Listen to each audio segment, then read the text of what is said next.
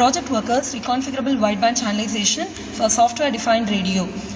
The team members are P. Kausalya, Leena Sahasajita, guided by Kalpana, Assistant Professor of EC Department. Now let me talk about what is channelization. Channelizer is nothing but narrowing down, extracting the several narrowband channels from the wideband spectrum. This channelization is implemented in a software-defined radio for the applications of civil and military applications, then FM radio and other several. The objective of this project is developing a wideband receiver for receiving or extracting several narrowband channels of multi-standard environment with a different bandwidth with effective reconfigurability and less complexity, and implemented in the architecture, finally downloaded in the SBREO for working as a standalone system.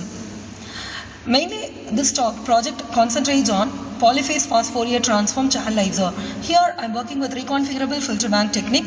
The analysis of filter banks takes place with two techniques called implemented in polyphase FFT with two techniques, that is frequency response masking and coefficient decimation algorithm, which can be developed using LabVIEW, by which we can able to get equal spacing of channels and unequal spacing of channels.